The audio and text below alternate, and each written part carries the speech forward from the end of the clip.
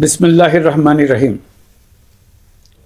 প্রিয় দেশবাসী, শিশু, কিশোর কিশোরী, তরুণ তরুণী, ছাত্রছাত্রী, বয়স্ক, বৃদ্ধ, নারী পুরুষ সবাইকে আমার সালাম জানাচ্ছি। আসসালামু আলাইকুম। আজ 5ই অগস্ট, জুলাই গণ অভ্যুত্থান দিবস। বাংলাদেশের ইতিহাসের এক অবিস্মরণীয় দিন। 1 বছর আগে এই দিনে জুলাই গণ অভ্যুত্থান পূর্ণতা পায়। দীর্ঘদিনের ফ্যাসিবাদী শাসন থেকে মুক্ত হয় প্রিয় স্বদেশ।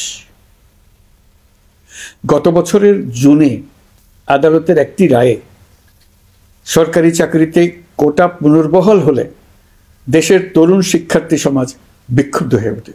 তাদের এই ক্ষোভ দাবানলে পরিণত হয় স্বৈরাচারের তুচ্ছতাচ্ছিল্যে, দমন পীড়নে, নির্বিচারে গুলিবর্ষণ, নির্মম হত্যাযজ্ঞের কারণে।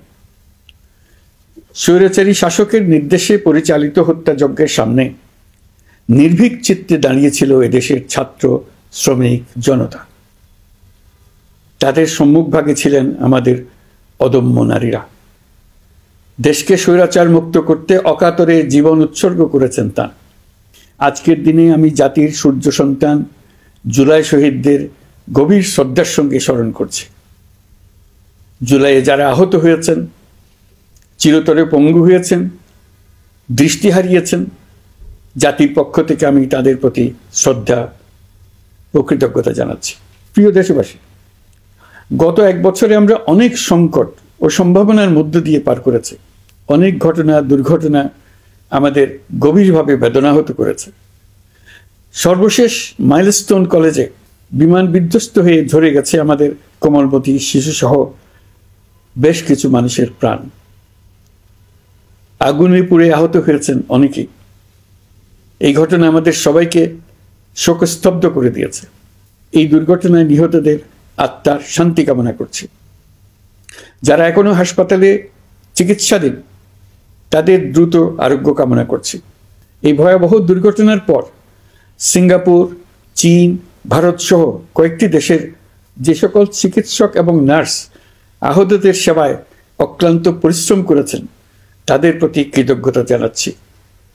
যারা রক্ত দিয়ে আহতদের পাশে দাঁড়িয়েছেন কৃতজ্ঞতা জানাচ্ছি তাদের প্রতিও। প্রিয় দেশবাসী, জুলাই অভ্যুত্থানের পর আমরা অনেক দূর পথ অতিক্রম করে এসেছি। আমাদের জাতীয় জীবনে শান্তি শৃঙ্খলা ফিরে এসছে, অর্থনীতিতে গতিশীলতা এসছে, সংকট দূর হয়েছে। মাত্র কয়েকদিন আগে যুক্তরাষ্ট্রের সঙ্গে আমরা সফলতার সঙ্গে শুল্ক আলোচনা সমাপ্ত করেছি। এর ফলে আমাদের অর্থনীতির সম্ভাবনা বহুগুণ বেড়ে গিয়েছে। যখন 1 বছর আগে আমাদের অন্তর্বর্তীকালীন সরকার 16 বছর ব্যাপী একটানা ধ্বংসযজ্ঞ এবং লুটপাটে বিধ্বস্ত এক অর্থনীতির দায়িত্ব নিয়েছিলাম, তখন কারোরই মনে হচ্ছিল না এই বিধ্বস্ত অর্থনীতিকে আবার সহজে চালু করা যাবে। মাত্র 1 বছরের মধ্যে আমরা এতদূর রাস্তা অতিক্রম করতে পারবো এটা চিন্তাই করা যায়নি।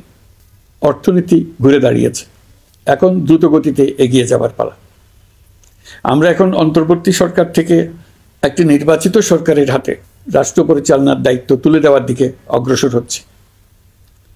আমরা দায়িত্ব গ্রহণের 4 মাসের মাথায় জাতির উদ্দেশ্যে দেওয়া ভাষণে আমি প্রতিশ্রুতি দিয়েছিলাম 2026 সালের জুনের মধ্যে দেশের আগামী জাতীয় সংসদ নির্বাচন আয়োজন করব। তবে নির্বাচনের আগে আমাদের অত্যাবশ্যকীয় কয়েকটি কাজ সম্পন্ন করতে হবে। এর মধ্যে অন্যতম হল জুলাই ঘোষণাপত্র ও জুলাই সনদ। আজ জুলাই গণ অভ্যুত্থান দিবসে সকল রাজনৈতিক দলকে সঙ্গে নিয়ে আমরা জাতির কাছে জুলাই ঘোষণাপত্র উপস্থাপন করেছি। এই ঘোষণাপত্রে মহান মুক্তিযুদ্ধ সহ বাংলাদেশের মানুষের অতীতের বিভিন্ন ঐতিহাসিক ও গণতান্ত্রিক সংগ্রাম থেকে শুরু করে জুলাই অভ্যুত্থানের প্রেক্ষাপট বর্ণনা করা হয়েছে।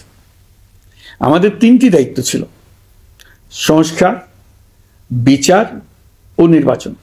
জুলাই অভ্যুত্থানের ছাত্র, শ্রমিক, জনতা দেয়ালে দেয়ালে যে প্রত্যাশার কথা লিখে রেখেছিল তার অন্যতম ফোকাস ছিল রাষ্ট্র ব্যবস্থার গণতান্ত্রিক সংস্কার। সেই লক্ষ্যে আমরা বেশ কয়েকটি সংস্কার কমিশন গঠন করেছিলাম। তাদের মধ্যে প্রধান প্রধান সংস্কার কমিশনগুলো যে সুপারিশ পেশ করেছে সেগুলোর মধ্যে স্বল্প সময়ের মধ্যে আশু বাস্তবায়নযোগ্য বহু সংস্কার আমরা ইতিমধ্যে সম্পন্ন করেছি। এই সংস্কারগুলোর মাধ্যমে অর্থনৈতিক খাত, বিচার ব্যবস্থা ও জনপ্রশাসনে গতিশীলতা আসবে, স্বচ্ছতা ও জবাবদিহিতা বহুলাংশে বৃদ্ধি পাবে, দুর্নীতি, অনিয়ম ও হয়রানি হ্রাস পাবে। দীর্ঘমেয়াদী সংস্কার কাজ বাস্তবায়নের লক্ষ্যে আমরা জাতীয় ঐকমত্য কমিশন গঠন করেছিলাম। এই কমিশনে 30টিরও অধিক রাজনৈতিক দল ও জোট স্বতঃস্ফূর্তভাবে অংশগ্রহণ করেছে, তাদের মতামত দিয়েছে। প্রাথমিক পর্যায়ে ঐকমত্য কমিশন 166টি সুপারিশ নিয়ে 30টির বেশি রাজনৈতিক দলের সঙ্গে প্রায় 2 মাস ধরে দলগত ও জোটগতভাবে আলোচনা করেছিল।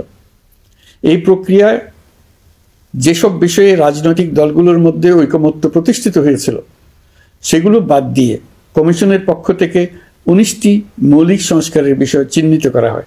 দ্বিতীয় পর্যায়ে 23 দিন ধরে আলোচনা শেষে 19টি বিষয়ের বেশিরভাগ ক্ষেত্রেই ঐকমত্য প্রতিষ্ঠা করা সম্ভব হয়েছে, যদিও কয়েকটি ক্ষেত্রে কিছু কিছু রাজনৈতিক দলের নোট অফ ডিসেন্ট রয়েছে।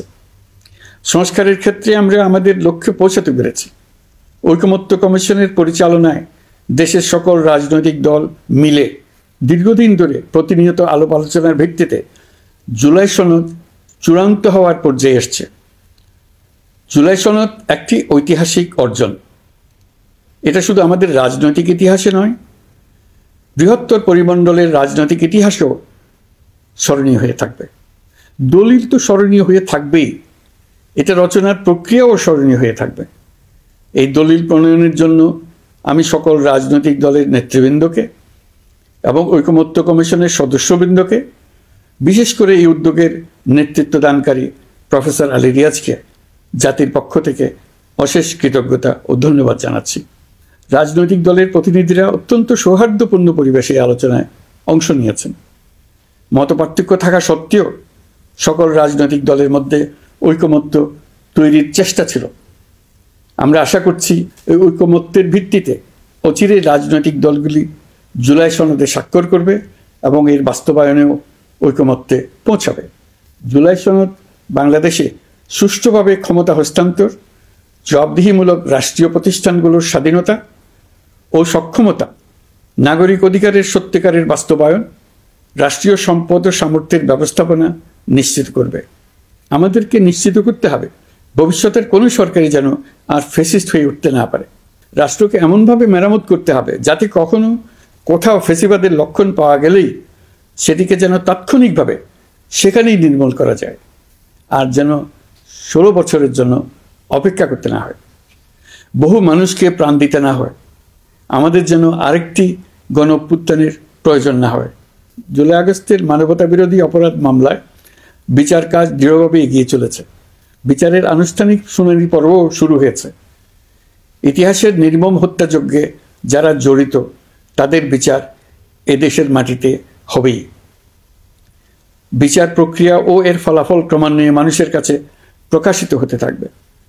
বিচারের পুরো প্রক্রিয়া দেশবাসীর কাছে স্বচ্ছ ও দৃশ্যমান রাখা হচ্ছে। এবার আমাদের সর্বশেষ দায়িত্ব পালনের পালা, নির্বাচন অনুষ্ঠান। আজ এই মহান দিবসে আপনাদের সামনে এই বক্তব্য রাখার পর থেকেই আমরা আমাদের সর্বশেষ এবং সবচেয়ে গুরুত্বপূর্ণ অধ্যায়ে প্রবেশ করব। আমরা এবার একটা নির্বাচিত সরকারের কাছে দায়িত্ব হস্তান্তরের প্রক্রিয়া শুরু করব। অন্তর্বর্তী সরকারের পক্ষ থেকে আমি প্রধান নির্বাচন কমিশনারের কাছে চিঠি পাঠাবো যেন নির্বাচন কমিশন আগামী রমজানের আগে 2026 সালের ফেব্রুয়ারি মাসে জাতীয় নির্বাচন অনুষ্ঠানের আয়োজন করেন। আপনারা সকলেই দোয়া করবেন যেন সুন্দরভাবে নির্বাচন অনুষ্ঠান করে এদেশের সকল নাগরিক